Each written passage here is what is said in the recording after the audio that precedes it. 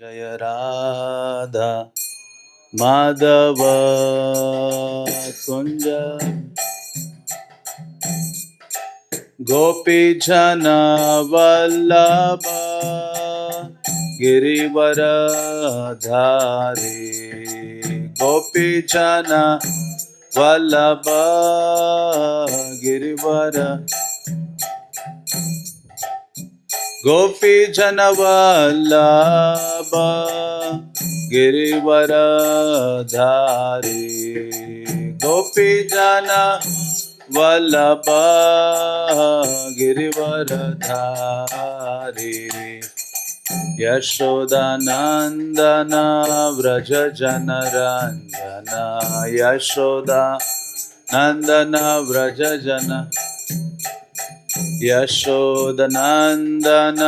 व्रज जन रंजन यशोदनंदन व्रज जन रंजन यमुना तीरा वनाचारी यमुना तीरा वनाचारी यमुना तीरा वनाचारी यमुना तीरा जय राधा माधव राधा माधव श्री राधे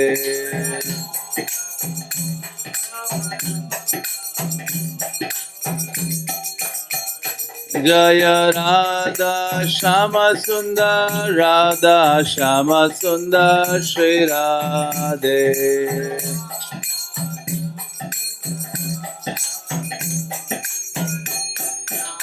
जय कृष्ण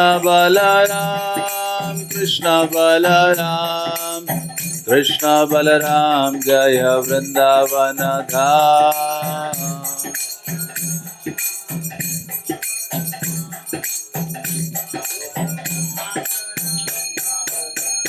जय गौरनिताय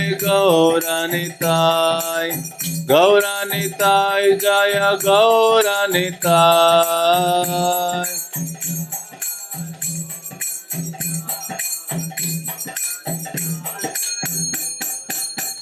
प्रभुपाद श्रील प्रभुपाद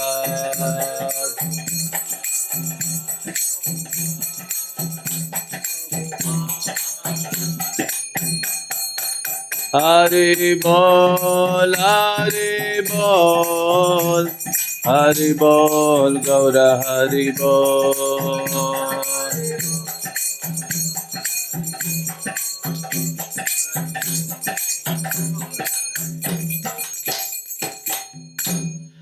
जय ओम विष्णुपाद परमहंस परिव्राजकाचार्य अष्टोत्तर शतश्री श्रीमद् divine grace A C Bhakti Vedanta Swami Srila Prabhupada की इस्कॉन बीबीटी फाउंडर आचार्य श्रील प्रभुपाद की श्री श्री कृष्ण बलराम की श्री श्री राधा श्याम सुंदर की श्री श्री निताय गौर सुंदर की समवेत गौर भक्त वृंद की निताय गौर प्रेमानंदे All glories to assembled devotees, all glories to assembled devotees, all glories to assembled devotees, all glories to Shri Guru and Gaurangaha.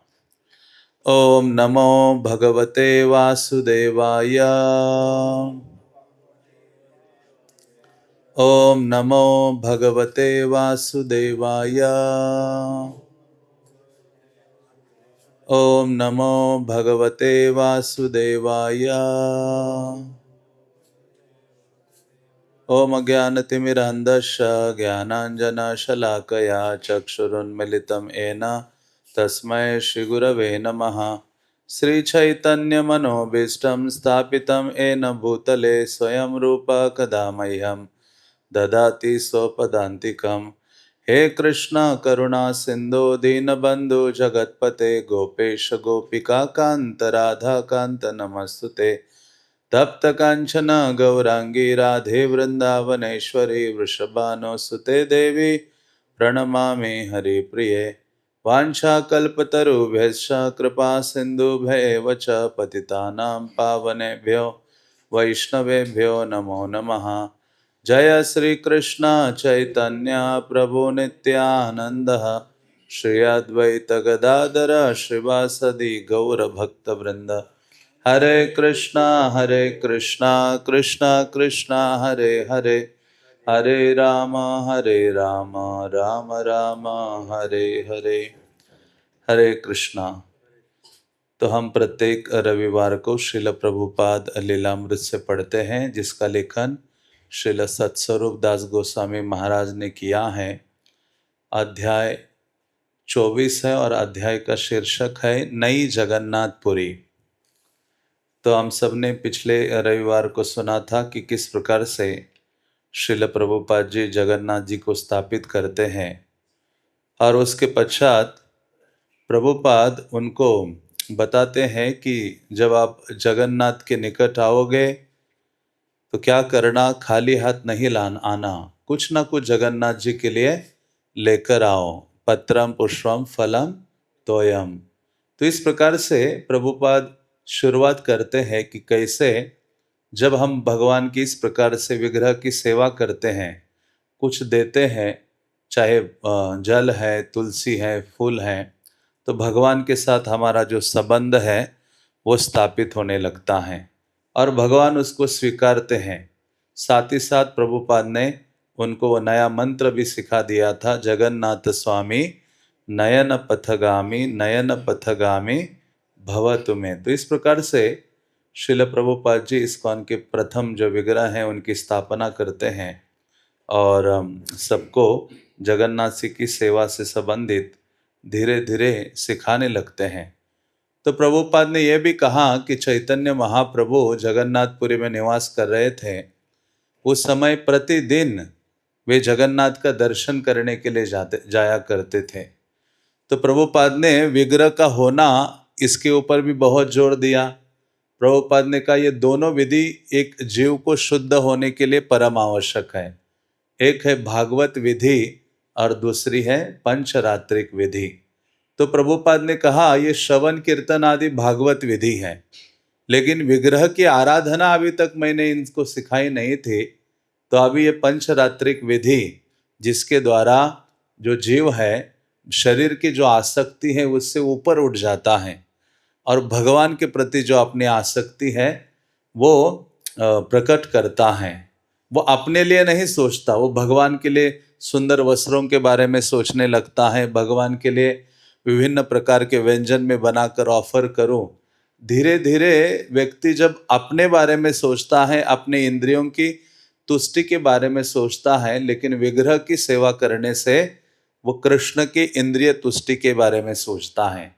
हाँ, क्योंकि सारे इंद्रियों के वे स्वामी है। ऋषि के न ऋषिकेश सेवनम भक्ति रुचते। तो इंद्रियों के द्वारा इंद्रियों के स्वामी की सेवा करना प्रभुपाद उनको सिखा रहे थे। प्रभुपाद ने कहा, मेरे गुरु महाराज कहा करते थे कि इन दोनों विधियों के द्वारा जो जीव है शुद्ध हो सकता है। तो आगे पढ़ते हैं। भक्तों की समझ में आ गया कि उनके और स्वामी जी के बीच एक महान अंतर था। स्वामी जी कभी हिप्पी नहीं रहे थे। हैट एशबरी के LSD के मायाजाल, मनोतरंग वाले इश्तेहारों, रॉक संगीतकारों, हिप्पियों के अनाप शनाप और सड़कों में भटकते आवारा लोगों के बीच उन्हें कभी अच्छा नहीं लगा था। वे जानते थे कि प्रभुपाद भिन्न प्रकार के थे, यद्यपि कभी कभी वे ये भूल भी जाते थे। प्रभुपाद हर दिन उनके साथ न जाने कितना समय बिताते थे, उनके साथ खाते पीते थे, हास परिहास करते थे और उन पर निर्भर रहते थे। तो इस प्रकार से वो भक्त लोग समझ रहे थे। हाँ, नए नए तो ये समझ रहे थे कि हमारे जैसे ही एक भारतीय व्यक्ति आया है, लेकिन धीरे धीरे भक्ति की शिक्षा प्रभुपाद से प्राप्त की तो समझने लगे कि प्रभुपाद में और हम में बहुत बड़ा अंतर है। तो जो भक्त है उसको बाह्य दृष्टि से जब हम उसका आकलन करते हैं, देखते हैं, हाँ, जब हमारी भौतिक जो चेतना है, भौतिक चेतना में हम रहते हैं, तो एक भक्त को या वैष्णव के स्तर को हम समझ नहीं पाते। इसलिए प्रभुपाद ने कहा जब शुद्ध भक्त एक हो तो वो दूसरे शुद्ध भक्तों को पहचानता है या समझता है। तो प्रभुपाद तो ये जगत के थे नहीं। हाँ, प्रभुपाद ने कहा कि मुक्त व्यक्ति का लक्षण क्या है कि वो कभी कृष्ण को भूला नहीं है। प्रभुपाद ने एक बार कहा कि मेरे जीवन में ऐसा कोई समय नहीं था कि कृष्ण का मुझे विस्मरण हो गया हो। तो इस प्रकार से श्रील प्रभुपाद जी बिल्कुल अलग थे और वास्तव में वो आध्यात्मिक जगत के व्यक्तित्व थे।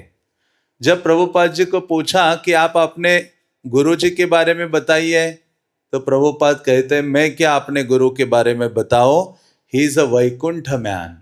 मतलब वो तो सीधा वैकुंठ से आए हैं, साधारण व्यक्तित्व नहीं है। तो उसी प्रकार से भगवान के जो ये शुद्ध भक्त होते हैं, भगवान के नित्य परिकर हैं, लेकिन कृष्ण भावना का दान प्रदान करने के लिए आए हैं। इसलिए कृष्ण भावना ये सबसे शक्तिशाली व्यक्ति दे सकता है। और आचार्य कहते हैं कि जो वृंदावन वासी है, ब्रजवासी है, वो कृष्ण चेतना का दान करने में सक्षम है। और प्रभुपाद जी वही ब्रज के निवासी हैं। तो ये जो उनके जो शिष्यगण थे, युवागण, धीरे धीरे समझने लगे। बल्कि प्रभुपाद साधारण रूप से रहते थे।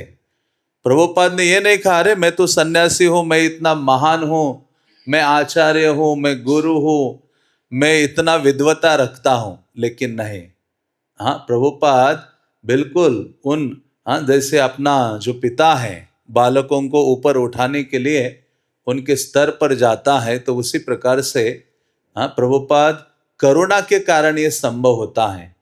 जब ये करुणा हृदय में नहीं होती तो इस प्रकार का व्यवहार संभव नहीं है। मान सम्मान के भूखा व्यक्ति हो जाता है। लेकिन प्रभुपाद जी इतने दीन, इतने विनम्र थे कि वो साधारण पतित जीवों को पाश्चात्य जगत के उनको आध्यात्मिक चेतना पर ऊपर उठाने के लिए वो उनके निकट रहने लगे। हाँ, उनका केयर करने लगे, उनके लिए प्रसाद बनाने लगे, उनको मार्गदर्शन देने लगे। हाँ, तो ये क्या है? करुणा है। इसलिए प्रभुपाद के आगे हम बोलते हैं कृष्ण कृपा श्री मूर्ति। जब कृष्ण की कृपा कोई विग्रह का रूप धारण करती है तो वो आचार्य होते हैं। और ये आचार्य, हाँ, प्रभुपाद ऐसे आचार्य है, न भूतो न भविष्यति। ऐसा सोच, प्रभुपाद जैसे आचार्य आना संभव नहीं है। भगवान अपने एक विशेष व्यक्तित्व को भेजते हैं। तो प्रभुपाद कहते एक बार अपने शिष्य को, प्रभु उनको पूछा कि प्रभुपाद आप क्यों आए? तो कहते बस कृष्ण ने मुझे कहा जाओ और मैं आया कुछ ग्रंथ लिखने के लिए और प्रचार करने के लिए।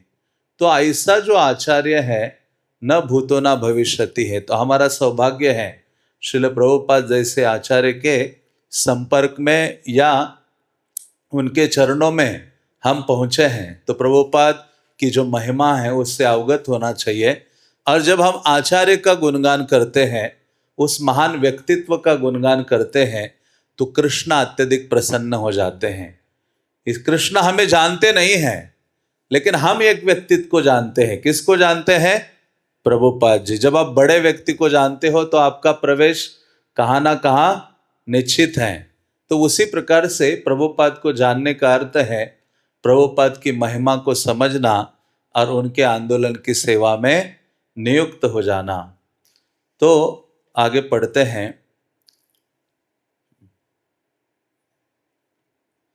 किंतु कभी कभी उनके विशेष व्यक्तित्व की अनुभूति उन भक्तों को तब होती जब वे भगवान जगन्नाथ के मंदिर में उनके साथ कीर्तन करते होते और औरों से अलग वे पुरी में जगन्नाथ के सामने किए गए भगवान चैतन्य की कीर्तन के विचारों में डूबे थे। जब भगवान चैतन्य को जगन्नाथ के दर्शन हुए थे तो उन्हें कृष्ण मिल गए थे और कृष्ण के प्रति उनका प्रेम इतना प्रगाढ़ था कि वे पागल हो गए थे। प्रभुपाद इन विचारों में इतना अधिक डूब जाते थे कि वो उनके शिष्यों के समझ के बाहर था, और फिर भी वे उनके प्रिय मित्र और आध्यात्मिक गुरु के रूप में उनके साथ होते थे। वे उनके सेवक थे, अपनी तरह उन्हें प्रार्थना करना सिखाते थे जिससे वे कृष्ण की सेवा कर सके। हे जगत के स्वामी, मुझे दर्शन दे। तो प्रभुपाद का सदैव ये भावना था कि मैं सबका सेवक हूँ। इस भावना से, गुरु होने के बावजूद भी, आध्यात्मिक आचार्य होने के बावजूद भी वो कहते थे कि मेरे गुरु महाराज जब अपने शिष्य निकट आते थे, देखते थे, तो उनको कहते थे दासोस्मि, मैं आप सबका सेवक हूं। प्रभुपाद की भी वही भावना थी।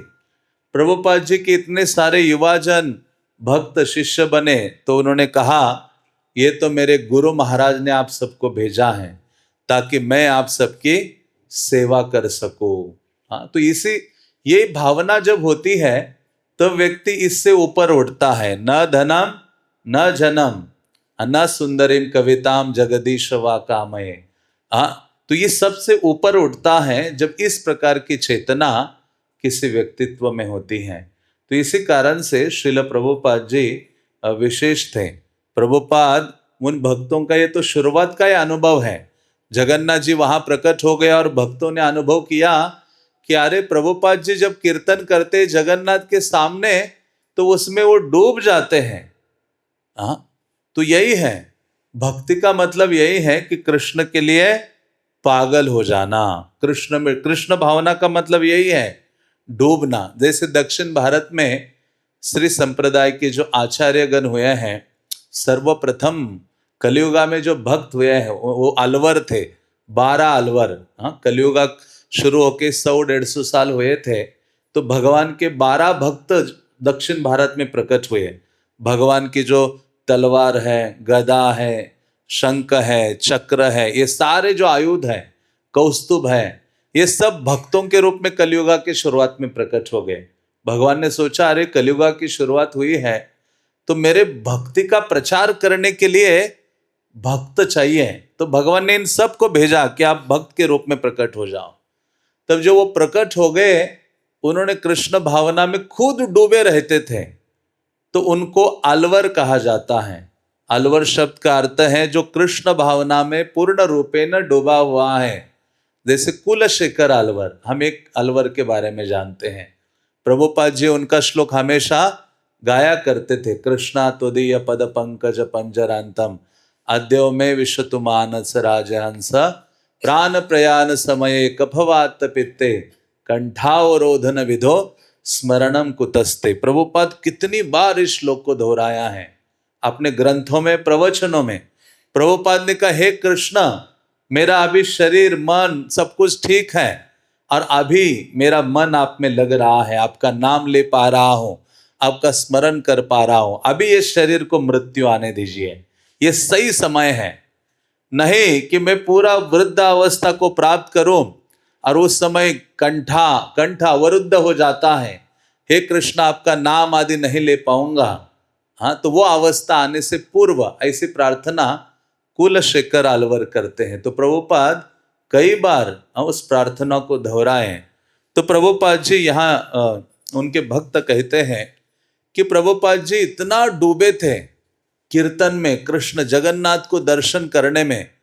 वो कहते कि हमने तो महाप्रभु के बारे में इतना अधिक नहीं सुना है ना देखा है, लेकिन प्रभुपाद को देखकर लग रहा था कि महाप्रभु चैतन्य कितने उन्माद में होंगे, कितने गहरे जगन्नाथ के प्रेम में डूबे होंगे। तो इस प्रकार से वो भक्त लोग अनुभव कर रहे थे और प्रभुपाद जी सबको कह रहे थे मैं आपका सेवक हूं, और सबको ये प्रार्थना सिखा रहे थे। क्या प्रार्थना सिखा रहे थे कि हे जगन्नाथ जी आप मुझे दर्शन कब प्रदान करेंगे। यह नहीं कि मैंने अभी जगन्नाथ को देख लिया है। चैतन्य महाप्रभु की भावना क्या है, गोस्वामियों की भावना क्या है, हे राधिके व्रज देवी के चललिते हे नंद सुनः कुतः। हे राधा रानी आप कहाँ हो, हे नंदराज के पुत्र कृष्ण आप कहाँ हो। क्या आप गोवर्धन के तलहटी में हो, क्या आप यमुना के तट पर हो। तो गोस्वामियों ने कभी नहीं कहा कि हमने कृष्ण को देखा है। हाँ, वो कौन सी भावना रहते थे, वियोग की भावना। जितना अधिक कृष्ण से सेपरेशन, वियोग महसूस होगा, उतना ही इस संसार को भोग करने की भावना जलती रहेगी। अभी वो नहीं है हमारे हृदय में, अभी तो संसार को भोगने के लिए इतने तत्पर है क्योंकि आपने आपको इतना शरीर मान बैठे हैं। हाँ, इसी कारण से शरीर की गहरी पहचान और प्रगाढ़ आसक्ति के कारण कृष्ण से कोई वियोग नहीं है। और वास्तव में वही सफलता है कि कृष्ण का वियोग हो जाए, कृष्ण के बारे में सुनने के लिए लालायित हो जाए, कृष्ण का प्रसाद ग्रहण करने के लिए दौड़ पड़े, कृष्ण का दर्शन के लिए दौड़ पड़े, हाँ, भागवतम को उठाने के लिए तत्पर। ऐसी लालसा मानो अभी नहीं रह सकता। प्रभुपाद ने कहा भक्त वो सफल है जिस प्रकार से एक मछली जल के अभाव में रह नहीं सकती, उसी प्रकार से जिसका प्रेम भगवान के लिए तीव्र जागृत हो उठा है, वो रह नहीं सकता कृष्ण सेवा के बिना, कृष्ण नाम उच्चारण के बिना, कृष्ण कथा के बिना। तो इस प्रकार से प्रभुपाद जी उनको कहते हैं कि आप ये प्रार्थना करिए कि हे जगन्नाथ जी, आप मुझे दर्शन प्रदान कीजिए। हाँ, तो इस प्रकार से श्रील प्रभुपाद जी मानो जिस प्रकार से छोटे बच्चों को एक शिक्षक सिखाता है, हाँ, तो उतने नीचे की लेवल में आकर प्रभुपाद जी धीरे धीरे कृष्ण से उन सबका परिचय करा रहे थे। वास्तव में कितने भाग्यशाली व्यक्तित्व थे वो। हाँ, मानो पाश्चात्य जगत में जन्म लिया, लेकिन उनको अपने सौभाग्य का पता नहीं था कि उनके जीवन में कोई ऐसा व्यक्ति आने वाला है, एक भगवान का अपना निजी सेवक, शुद्ध भक्त एक समय हमारे जीवन में आएगा और वह हमारा इंट्रोडक्शन कराएगा। किससे कराएगा? चैतन्य महाप्रभु से, जगन्नाथ जी से, कृष्ण से, वृंदावन से, मायापुर से, जगन्नाथपुरी से। अब सोचिए, जो धामवासी है, कृष्ण के अपने निज जन है, वो कृष्ण को इंट्रोड्यूस कर रहे हैं, तो कितनी बड़ी बात है। हाँ, इस प्रकार से वो सब आह्लादित थे और बहुत मानो दिव्य आनंद की अनुभूति कर रहे थे। गोविंद दासी स्वामी जी से एक प्रश्न पूछना चाहती थी। उन्होंने संक्षेप में बताया था कि कृष्ण के वियोग में भगवान चैतन्य रुदन किया करते थे और एक बार वे विलाप करते हुए नदी में कूद पड़े थे कि कृष्ण कहाँ है। गोविंद दासी के मन में द्विधा थी कि उसका प्रश्न उचित होगा या नहीं, लेकिन वह अवसर की ताक में थी। हाँ, तो ये गोविंद दासी वो प्रभुपाद की शिष्या हैं जिन्होंने पाश्चात्य जगत में पहली बार तुलसी उगाया है। तुलसी प्राप्त करना बहुत कठिन था वहां। उन्होंने वो बीज, प्रभुपाद ने बीज भारत से मंगाए और उन्होंने ऐसा किया कि तुलसी को वहां उगाया और तब से तुलसी का केयर, सेवा आदि शुरू हो गया।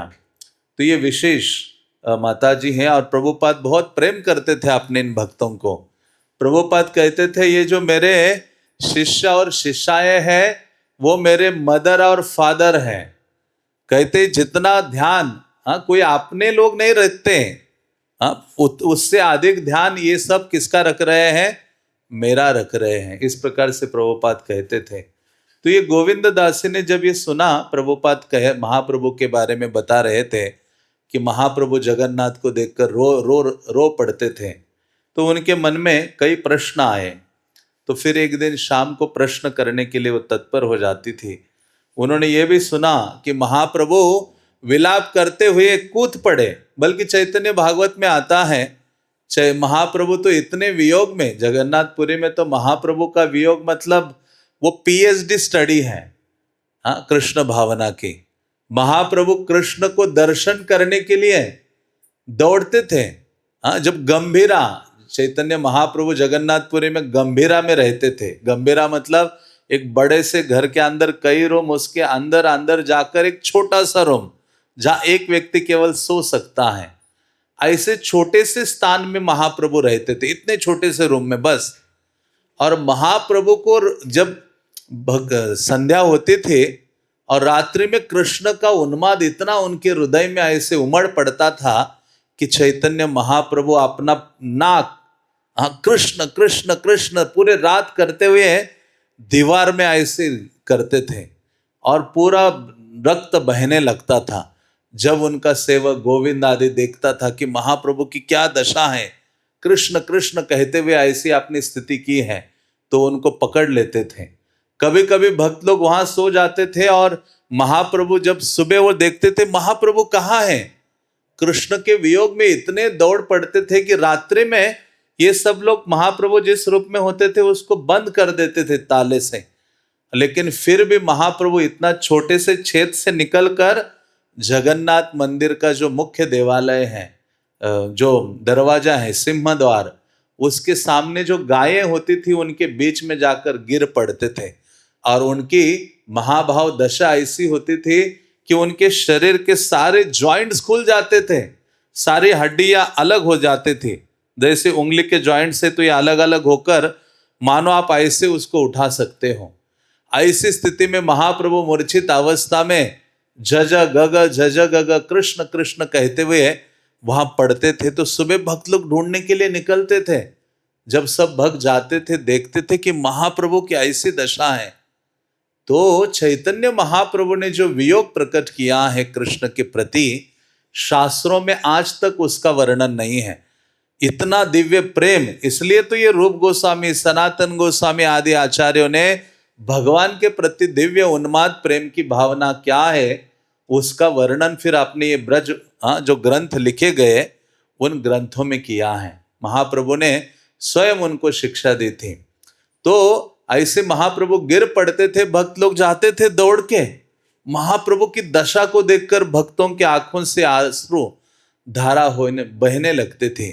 और सब लोग क्या करते थे, फिर महाप्रभु का स्पर्श करके उनके कैसे तो कानों में, क्योंकि उठाएंगे तो कुछ ऐसा हाथ में नहीं आ रहा था, सब जॉइंट्स ऐसे अलग होकर पड़े हैं, चमड़ी से ढका हुआ है।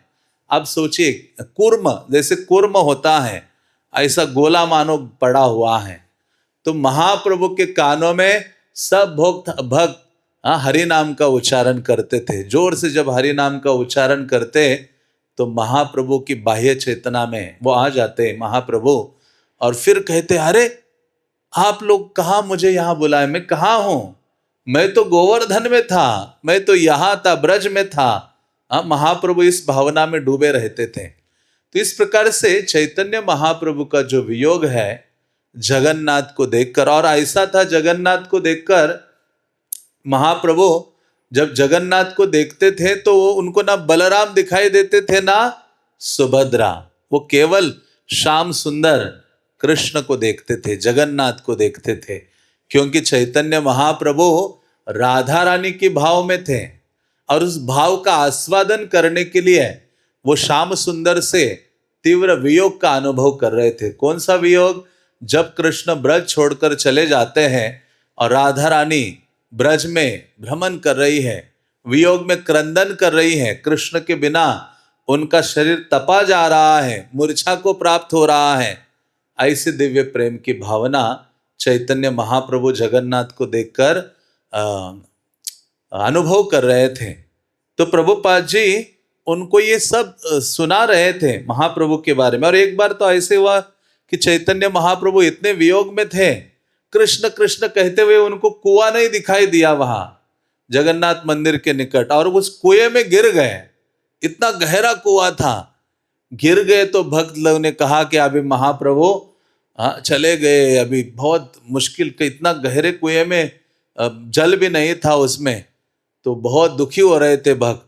तो बाद में भक्तों ने देखा जाकर, अरे वो सारा कुएं के अंदर पूरा मक्खन प्रकट हो गया और महाप्रभु मक्खन के ऊपर ऐसे लेटे हुए हैं, और भक्तों ने उनको उठाकर बाहर लाते हैं और नाम संकीर्तन करते हैं, हरे कृष्णा कृष्णा कृष्णा हरे हरे, हरे राम राम राम हरे हरे। एक संध्या को जब प्रभुपाद अपना व्याख्यान समाप्त कर चुके और उन्होंने प्रश्न पूछने को कहा और कोई प्रश्नकर्ता आगे नहीं आया, तो गोविंदासी ने सोचा मेरे लिए यही अवसर है।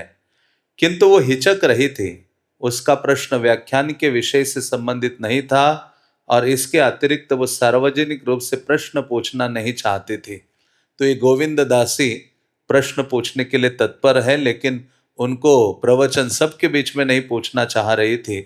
प्रभुपाद कोई प्रश्न नहीं है। प्रभुपाद ने अपनी चारों ओर देखा तो प्रभुपाद जी प्रवचन दे रहे थे, और प्रवचन देते हुए देखा कि कोई प्रश्न नहीं पूछ रहा है। तो प्रभुपाद ने कहा कोई प्रश्न नहीं है। गोविंद दासी ने सोचा कि प्रभुपाद को निराशा हो रही है कि कोई प्रश्न पूछने वाला नहीं है। तो प्रश्न उन्होंने कई बार कहा था कि श्रोताओं को प्रश्न पूछने चाहिए और अपने संदेहों का निराकरण करवा लेना चाहिए। उन्होंने फिर पूछा, क्या आपके पास कोई प्रश्न है? गोविंद दासी, ओ अच्छा, क्या आप भगवान चैतन्य के इस प्रश्न के बारे में बता सकते हैं? प्रभुपाद, गोविंद दासी, कृष्ण कहाँ है? प्रभुपाद, गोविंद दासी, क्या आप भगवान चैतन्य की नदी में कूदने और इस प्रश्न के बारे में बता सकते कि कृष्ण कहाँ है? यह प्रश्न उचित है? प्रभुपाद, हाँ हाँ, बहुत अच्छा, तुम्हारा प्रश्न बहुत अच्छा है, मैं बहुत प्रसन्न हूं। भगवान चैतन्य कृष्ण भक्ति के सबसे महान प्रतीक थे। वे कृष्ण भक्त थे। उनके जीवन चरित्र से देख सकती हो, उन्होंने कभी नहीं कहा कि मैंने कृष्ण को देखा है। वे कृष्ण के लिए पागल थे। चैतन्य दर्शन की यही प्रक्रिया है, इसे विरह कहते हैं। विरह का अर्थ है अलगाव है। कृष्ण, आप इतने अच्छे हो, आप इतने कृपालु हो, किंतु मैं इतना दुर्जन हूं, मैं इतना पापी हूं कि मैं आपका दर्शन नहीं पा सकता। आपके दर्शन की मुझ में योग्यता नहीं है। अतएव इस प्रकार यदि कोई कृष्ण के वियोग का अनुभव करता है कि कृष्ण, मैं आपको देखना चाहता हूं किंतु मैं इतना अयोग्य हूं कि मैं आपका दर्शन नहीं कर सकता, तो वियोग की ये भावनाएं उसकी कृष्ण चेतना में समृद्धि करेगी। वियोग की भावनाएं, यह नहीं कि कृष्ण, मैंने आपका दर्शन पा लिया है, बस ठीक है, सब समाप्त हो गया, मैं कृष्ण को समझ गया हूं। नहीं, निरंतर यही सोचो कि मैं कृष्ण के दर्शन के अयोग्य हूं। इससे तुम्हारी कृष्ण चेतना में समृद्धि होगी। तो चैतन्य महाप्रभु की यही शिक्षा है, कृष्ण की अनुभूति करना वियोग में, कृष्ण विरह की भावना। इसलिए प्रभुपाद जी अब उनको ये कह रहे हैं कि ये चैतन्य महाप्रभु की ये सर्वोच्च शिक्षा है। और चैतन्य महाप्रभु ने केवल सिखाया नहीं, बल्कि अपने आचरण से करके दिखाया है। आपनी आचरी प्रभु सिखाई सबारे। अपने आचरण से चैतन्य महाप्रभु ने सबको सिखा दिया है। हाँ, तो इस प्रकार से प्रभुपाद कह रहे हैं कि ये भावना नहीं होनी चाहिए कि कृष्ण को मैंने देख लिया है। नहीं, कृष्ण को मैंने अभी देखा भी नहीं है और ना कृष्ण को मैं समझा हूं। हाँ, तो जितना व्यक्ति भक्त शुद्ध हो जाता है, जितना अधिक कृष्ण भावना का अभ्यास करता है, उतना ही वो महसूस करता है कि कृष्ण का दर्शन मैंने नहीं किया है। हाँ, और इस प्रकार से प्रभुपाद उनको समझा रहे हैं। और प्रभुपाद अपने कई तात्पर्यों में, आप चैतन्य चरितामृत पढ़ते हैं, श्रीमद् भागवतम आदि पढ़ते हैं, तो उनमें प्रभुपाद ने इस सब चीज़ों पर जोर डाला है। चैतन्य महाप्रभु ने वियोग की इन भावना का प्रदर्शन किया था। ये राधा रानी का वियोग है। जब कृष्ण वृंदावन से अपने पिता के नगर में चले गए, तो राधा रानी को ऐसी अनुभूति हुई थी और उसमें वे कृष्ण के लिए पागल हो गई थी। कृष्ण चैतन्य चैतन्य महाप्रभु ने राधा रानी से कृष्ण के वियोग की भावना प्राप्त की। कृष्ण चेतनामय होना ही कृष्ण की आराधना का सर्वोत्तम उपाय है। इस तरह तुम देखती हो कि भगवान चैतन्य सागर में कूद पड़े, कृष्ण यदि तुम यहाँ हो, कृष्ण यदि तुम यहाँ हो। तो इस प्रकार से चैतन्य महाप्रभु की तो इतनी दशा, वियोग की दशा का वर्णन चैतन्य चरितामृत में आता है कि महाप्रभु तो जब से वो गया से वापस आ गए। चैतन्य महाप्रभु पहले तो निमाई के रूप में बहुत अपनी विद्या विलास की लीलाएं करते हैं नवद्वीप में, लेकिन चैतन्य महाप्रभु जब गया जाते हैं अपने स्टूडेंट्स के साथ, और जब गया गए और वहाँ भगवान विष्णु के एक चरण चिन्ह है, विष्णुपदी, या एक पदी जो भगवान के चरण है, वहाँ विष्णु के गयासुर को मारने के पश्चात भगवान के वो चरण वहाँ उपस्थित है। तो चैतन्य महाप्रभु चरण का दर्शन के लिए जैसे उस देवालय में घुसे, तो कई सारे ब्राह्मण वहाँ उपस्थित थे और वो सब ब्राह्मण चैतन्य महाप्रभु जो भगवान के चरण है उसकी महिमा का गान करने लगे। क्या आप ये चरण को जानते हो? हाँ, जिसको बलि महाराज के सर पर रखा था। ऐसे कई सारे चरणों की महिमा गाने लगे, इतना गाने लगे वो सारे पंडित, वहां के भक्तगण। तो ये चैतन्य महाप्रभु जैसे जैसे नजदीक गए भगवान के चरणों के पास, तो भगवान के चरणों की महिमा सुन सुनकर उनका हृदय द्रवित हो गया, और तब इतना वियोग भगवान के लिए जागृत हो गया। हाँ, जो निमाई पंडित सबको परास्त करते थे, उदंड अहंकार विद्या का उनको सर्वाधिक था, वो अभी क्या हो गए? तृणादपि सुनीचेन तरोरपि सहिष्णुना अमानिना मान देना कीर्तनीय सदा हरि। इतना बड़ा बदलाव जब वो नवद्वीप वापस आए, जिन भक्तों को वो विद्या के द्वारा पराजित करते थे, उनको प्रणाम करने लगे, उनकी याचना करने लगे, श्रीवास पंडित, श्रीवास ठाकुर, आप कृपा करो, आप जैसे महान भक्त कृपा करेंगे तो मैं भक्त बन सकता हूं। भक्त की प्रार्थना से ही व्यक्ति भक्त बनता है, आप मेरे लिए प्रार्थना कीजिए। ऐसी भावना महाप्रभु व्यक्त करते हैं, सबको प्रार्थना करते हैं। और एक दिन तो ऐसे कि गदाधर पंडित जब मिलने आए, उन्होंने कहा, ये महाप्रभु कृष्ण वियोग में थे, उन्होंने कहा, गदाधर गदाधर कोथाय कृष्ण, कोथाय कृष्ण, कृष्ण कहाँ है, कृष्ण कहाँ है? तो गदाधर पंडित ने तो अपना नॉर्मली बोला था कि गदा कृष्ण तो आपके हृदय में है। जैसे कहा आपके हृदय में है, निमाय पंडित महाप्रभु ने अपने वस्त्र फाड़ दिया और अपनी छाती को जैसे हनुमान जी ने फाड़ा था उसी प्रकार से फाड़ने लगे कि अभी कृष्ण का वियोग नहीं सहन हो रहा है। तो इस प्रकार से महाप्रभु, और ये जो वियोग की भावना यहाँ नवद्वीप में तो थी ही, लेकिन सन्यास के उपरांत जब जगन्नाथपुरी पहुंचे तो वियोग बहुत अति ऊंचा हो गया। और वहां महाप्रभु जब एक वर्णन आता है, चैतन्य महाप्रभु जब जा रहे थे अपने भक्तों के साथ, उनका जो सेवक है गोविंद, उनके साथ तो समंदर की तरफ जा रहे थे, दूर से उनको समंदर की रेत के ऐसे टीले दिखाई दिए, थोड़े छोटे छोटे हिल्स। तो महाप्रभु को गोवर्धन का स्मरण हो आया, और गोवर्धन का स्मरण हो आकर हाथ ऊंचे करके श्रीमद् भागवतम का श्लोक उच्चारण करने लगे और दौड़ने लगे गोवर्धन की स्तुति में, और गोवर्धन को मानो आलिंगन करने के लिए। और इतने दौड़ दौड़ पड़े कि आगे जाके गिर पड़ते हैं मूर्छा अवस्था में।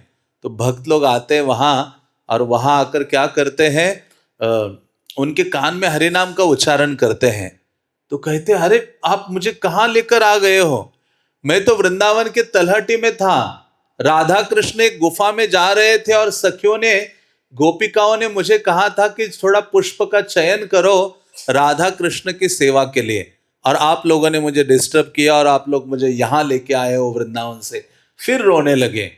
तो इस प्रकार से महाप्रभु का जो वियोग है बहुत अधिक था, और इतना वियोग कि उस वियोग के कारण ही तो वो टोटा गोपीनाथ प्रकट हो गए। गदाधर पंडित जब कृष्ण कथा सुना रहे थे, महाप्रभु उनसे सुन रहे थे, और सुनकर बालों में बैठे थे महाप्रभु सुनने के लिए। अभी तो हमारे पास कितनी सुविधा है, प्रवचन गदाधर पंडित कर रहे थे पेड़ के नीचे, और समंदर के बालों में महाप्रभु बैठ के सुन रहे हैं। और सुनकर इतना वियोग अनुभव हुआ कृष्ण के प्रति कि वो बालू ऐसे उकेरने लगे, मिट्टी को हटाने लगे, और हटाने लगे तो कौन प्रकट हो गए वहां से? छोटा गोपीनाथ के विग्रह। और उनको कहा, गदाधर गदाधर, मुझे कुछ अमूल्य धन प्राप्त हुआ है, क्या आप इसको आप स्वीकार करोगे? गदाधर कहते कि हे प्रभु, मैं उसे अपने मस्तक का आभूषण बनाऊंगा। और जब गदाधर ने बोला तो उन्होंने कहा, गदाधर इधर आओ, इधर आओ। तुरंत आए गदाधर। हाँ, दोनों ने वो सारी मिट्टी हटाई, और उसमें से कौन प्रकट हो गए? गोपीनाथ जी प्रकट हो गए।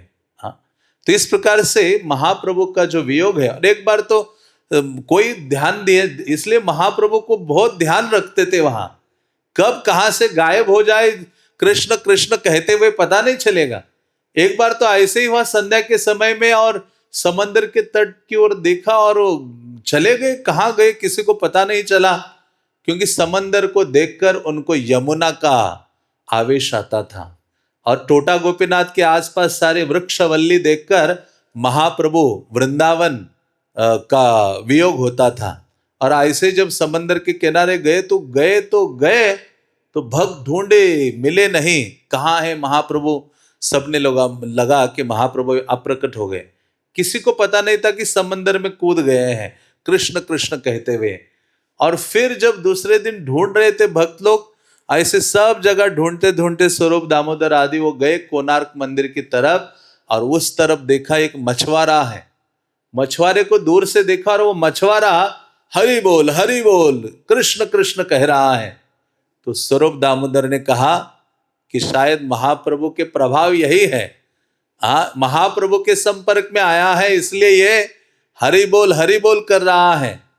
तो स्वरूप दामोदर उसके निकट गए, वो कहते अरे मुझे छुओ मत, इधर मत आओ, यहां एक भूत है। और जब से उस भूत का स्पर्श हुआ है मैं ऐसे अनाप शनाप बातें करने लगा हूं। तो स्वरूप दामोदर कहते मैं तो भूत उतारने वाला व्यक्ति हूं। तो वो जो मछुआरा था, क्योंकि जब वो मछली पकड़ने के लिए जाल डाला, जैसे जाल डाला तो उसने इतना हेवी लगा, उसने सोचा आज तो बहुत कृपा हो गई है मेरे ऊपर कि बड़ी मछली हाथ में लगी है, बहुत सारी मछलियां। लेकिन जैसे जाल बाहर निकाला तो उसको चैतन्य महाप्रभु उसमें निकल आए बाहर, और महाप्रभु मूर्छित अवस्था में गिर पड़े हैं।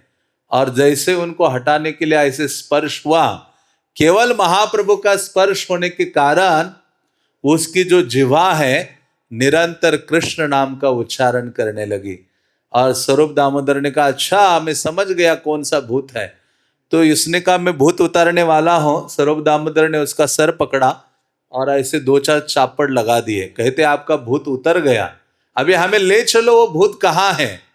तो गए तो देखा कि पूरे उस बालू की मिट्टी में, समंदर की रेत में, जाल के बीच में, और उसमें महाप्रभु ऐसे पड़े हुए हैं कृष्ण के वियोग में। फिर स्वरूप दामोदर उनको उठाकर, सारे भक्त वहां से उठाकर, लगभग 20-30 किलोमीटर है, वहां से लेकर जगन्नाथपुरी लाते हैं। और महाप्रभु फिर से जग जाते हैं और दौड़ते हैं जगन्नाथ को दर्शन करने के लिए। तो ये जो लालसा है चैतन्य महाप्रभु की, दर्शन लालसा कृष्ण के लिए, इसलिए कृष्ण वियोग यही प्रार्थना करनी चाहिए कि हे कृष्णा, मेरा इस संसार के प्रति, शरीर, भौतिक वस्तु आदि के प्रति बहुत अधिक आसक्ति है, आप उसको निरस्त कीजिए और वो लालसा जागृत करा दीजिए मेरे हृदय में। जो लौल्य मेरे लिए इस भौतिक संसार आदि के लिए है, धन संपदा आदि के लिए है, वही लौल्य हे कृष्ण आपके दर्शन के प्रति, आपकी कथा के प्रति, आपके नाम के प्रति, आपके धाम के प्रति हो। इस प्रकार की प्रार्थना भक्तों के हृदय में होनी चाहिए और ऐसा ही लौल्य होना चाहिए। जब ये वियोग ऐसा आ जाए ना कि भक्तों के संग के बिना लगे कि अरे ठीक नहीं लग रहा है, तड़प जाए व्यक्ति, अभक्तों के संग में जाए और वहां तड़प महसूस होए, तो समझना चाहिए कि थोड़ा सा कृष्ण की ओर अग्रसर हो रहे हैं। तो इस प्रकार से ये जो चेतना है ये बहुत दिव्य चेतना है। और चैतन्य महाप्रभु ने कभी नहीं कहा कि मैंने कृष्ण को देखा है। चैतन्य महाप्रभु सदैव कहते थे हे कृष्ण आप कहाँ हो, हे कृष्ण आप कहाँ हो। राधा रानी का भावना था, क्योंकि यही सर्वोच्च स्थिति है। क्योंकि ये चेतना किसकी है? राधा रानी की चेतना है। ये जो भावना है, और वही चीज देने के लिए चैतन्य महाप्रभु आए हैं। और कृष्ण स्वयं चैतन्य महाप्रभु श्री कृष्ण है। श्री कृष्ण चैतन्य राधा कृष्ण नाहि अन्य। महाप्रभु स्वयं कृष्ण है। लेकिन वो जागृत कब हुआ उनके हृदय में? द्वारका में जब कृष्ण थे और रुक्मिणी के महल में जब पहुंचा, और वहां रुक्मिणी ने चरण हाथ में ले लिए। जब चरण हाथ में ले लिए तो रुक्मिणी देवी ऐसी रोने लगी, क्योंकि सत्यभामा के महल से कृष्ण रुक्मिणी के महल में आए, उनके चरण अभिषेक कर रहे थे, पाद संवाहन। उस समय जब रुक्मिणी ने दोनों चरण हाथ में रखे और रुक्मिणी पानी की जगह आंसुओं से ही नहला रही है, मानो अभिषेक कर रहे, और इतनी रोने लगी, क्रंदन करने लगी। उसका दिव्य उन्माद, प्रेम जागृत इतना हुआ। कृष्ण कहते क्या हो गया? अरे मेरे चरणों को देखिए। कहते आप नहीं जानोगे, इससे इसकी सेवा की महिमा, चरणों की महिमा, आपके प्रेम की महिमा। तो सब कृष्ण को कहा कि आप तो सब कुछ जानने वाले हो, लेकिन एक चीज नहीं जानते हो, अपने भक्त का हृदय नहीं जानते हो। भक्त का आपके प्रति जो प्रेम है या सेवा करके जो आनंद की अनुभूति करता है भक्त, वो आप नहीं जानते हो। आप सर्वज्ञ हो सकते हो, स्वराट हो सकते हो, लेकिन आप ये नहीं जानते हो। तब कृष्ण ने कहा कि मुझे क्या करना होगा।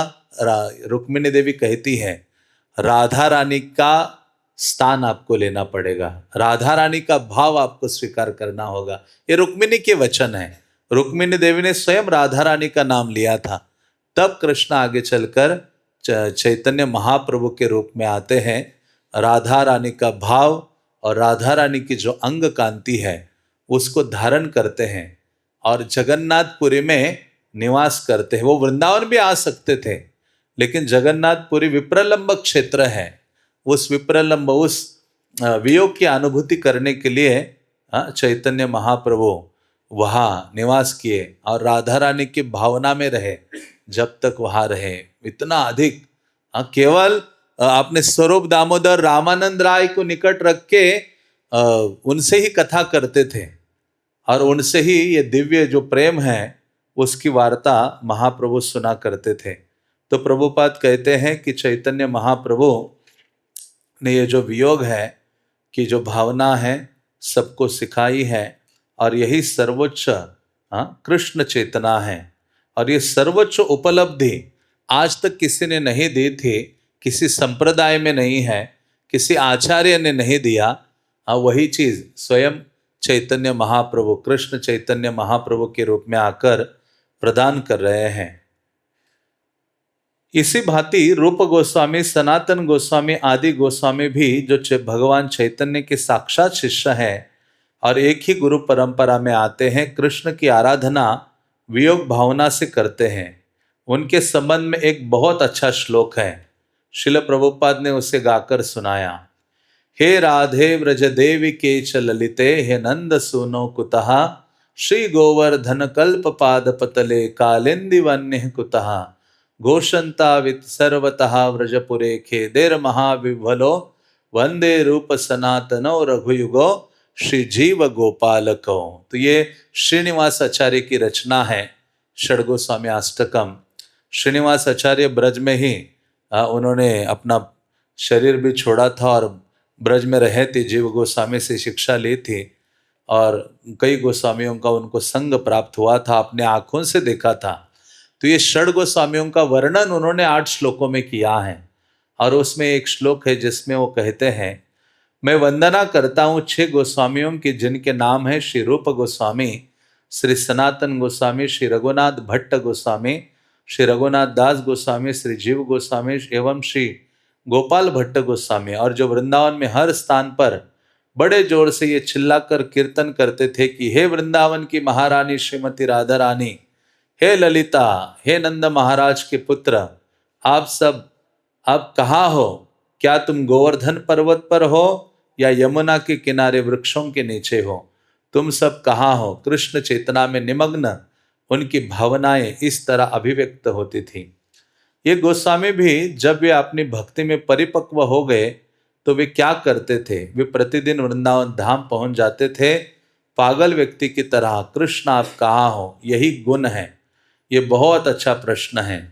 श्रील प्रभुपाद रुके और उनके मुख से एक विचारपूर्ण निकला। वे मौन रहे, भक्त भी मौन रहकर उन्हें देखते रहे। वे रेडवुड मंच के ऊपर काली मखमल की गद्दी पर पालथी मारकर बैठे थे। उनके हाथ जुड़े थे, नेत्र बंद थे और वे आंतरिक उल्लास की भावनाओं से अभिभूत हो उठे। यद्यपि सीधे साधे उपस्थित भक्तों को पता नहीं चला कि क्या हो रहा है, फिर भी वे देख सकते थे कि स्वामी जी गहरे अंतर जगत में प्रविष्ट हो रहे थे। उन्हें अनुभव हो रहा था कि वातावरण विस्मयकारी भक्ति की निशब्दता में बदल रहा। वे अपनी दृष्टि प्रभुपाद पर जमाए हुए थे। तो प्रभुपाद दिव्य भावोन्माद में थे। तो जो प्रभुपाद कहते थे कि जो महान भक्त होता है वो भगवान के प्रति प्रेम के जो लक्षण हैं वो सबके समक्ष प्रकट नहीं करता है। तो प्रभुपाद जी कभी ऐसे प्रकट नहीं किए, लेकिन कभी कभी इतना अनावर हो जाता था प्रभुपाद को, दिव्य प्रेम प्रेमा भाव के जो लक्षण हैं, हाँ, तो बाहर निकल आते थे। तो ये समय भी ऐसा था जब ये गोविंद दासी जी ने, हाँ, जब प्रश्न पूछा और उसका उत्तर उन्होंने महाप्रभु का वियोग, गोस्वामियों का वियोग, इस वियोग को दर्शाते हुए प्रभुपाद ने जो उत्तर दिया, तो उत्तर देने के पश्चात प्रभुपाद जी स्वयं कृष्ण से दिव्य वियोग का अनुभव करने लगे। और ऐसे एक बार नहीं कई बार हुआ है। प्रभुपाद जी गोरखपुर में भी थे, तब राधा माधव का जब कीर्तन गाने के लिए शुरू किया, हाँ, तो उस समय भी प्रभुपाद जी दिव्य भाव में, हाँ, चले गए थे। तो भक्त लोग वो देखकर स्तब्ध हो गए और हरि नाम का उच्चारण करने लगे। और एक बार तो ऐसे था जब गौर निताई के विग्रहों की स्थापना की, तो उस समय भी प्रभुपाद जी गौर निताई को देखते हुए जब गाने लगे परम करुणा पहु दुई जना, तो उसी क्षण प्रभुपाद दिव्य भावन्माद का जो अनुभव है वो करते हुए स्तब्ध हो गए। तो ऐसे, हाँ, जो महान भक्त होते हैं सबके समक्ष, हाँ, भगवान के प्रति दिव्य प्रेम की ऐसे जो लक्षण है उनको प्रकट नहीं करते, लेकिन फिर भी कभी कभी अनावर हो जाता है। और प्रभुपाद जी ने कई ऐसे दिव्य जो लक्षण हैं वो प्रकट किए। तो यहाँ जब ये प्रश्न पूछा था, उसके पश्चात भी प्रभुपाद जी अपने नेत्र बंद करते हैं और वहाँ जगन्नाथ जी को अभिस्थापित किया था उन्होंने। उनको देखकर गहरे आध्यात्मिक अंतर जगत में वो प्रविष्ट हो जाते हैं और सब लोग निशब्द हो गए थे, शांत होकर श्रील प्रभुपाद को देख रहे थे कि किस प्रकार से श्रील प्रभुपाद जी, हाँ, कृष्ण का वियोग और वृंदावन का वियोग अनुभव कर रहे हैं। 1.5 मिनट बीत गया, प्रभुपाद के मुख से दूसरा विचारपूर्ण निकला और उन्होंने नेत्र खोल दिए। वे आंसुओं से भरे थे। हाथ बढ़ाकर उन्होंने करताल ले लिए, जिनसे उनके हाथों में खड़खड़ाहट की आवाज हुई, लेकिन वे आगे नहीं बढ़े। बाह्य चेतना को समेटकर वे फिर अंतर्मुखी हो गए। हाँ, तो श्रील प्रभुपाद जी प्रभुपाद के नेत्रों में दिव्य, हाँ, जो कृष्ण के वियोग में आंसू थे वो भरे हुए थे। मौन का एक और क्षण निकल गया। वह क्षण अत्यंत शांत, फिर भी गहरा और लंबा लगा। एक क्षण और बीत गया। लगभग 4 मिनट बीतने पर प्रभुपाद ने अपना गला साफ किया और करतालों को एक दूसरे से खनकाया। एक धीमी लय आरंभ करते हुए एक भक्त ने हारमोनियम से एक सुर निकाला। प्रभुपाद ने गाया, गोविंद जय जय गोपाल जय जय, राधा रमन हरि गोविंद जय जय। कीर्तन की गति में क्रमशः तेजी आती गई। लगभग 10 मिनट के पश्चात कीर्तन बंद हो गया और प्रभुपाद कमरे से चले गए। भक्तजन उठकर अपने अपने कामों में लग गए। कुछ प्रभुपाद के पीछे चलकर सामने के द्वार से रसोई घर में पहुंच गए। कुछ एकत्र होकर आपस में वार्तालाप करने लगे।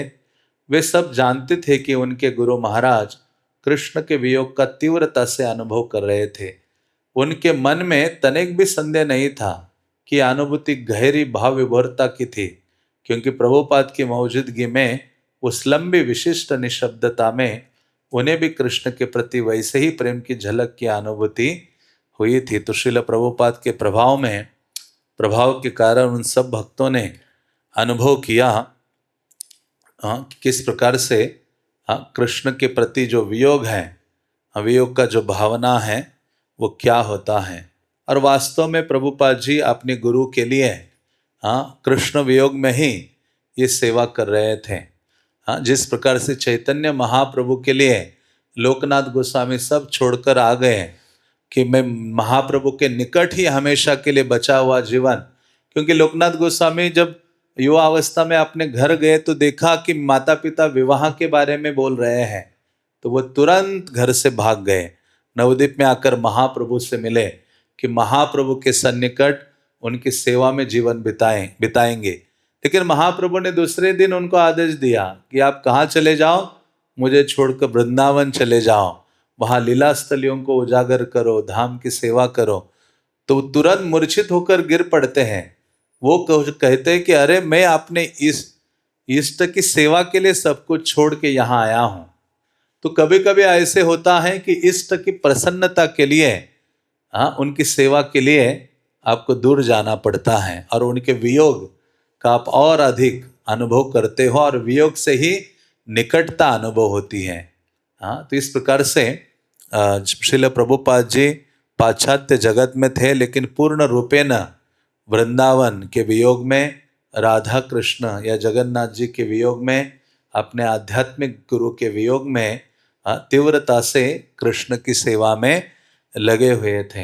हरे कृष्णा कृष्णा कृष्णा हरे हरे, हरे राम राम राम हरे हरे। श्रील प्रभुपाद लीलामृत के, पतित पावन श्रील प्रभुपाद के, निताई गौर प्रेमानंदे। Hare Krishna,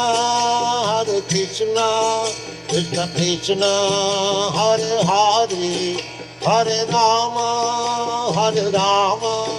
Ram Ram Hare Hare. हरे कृष्ण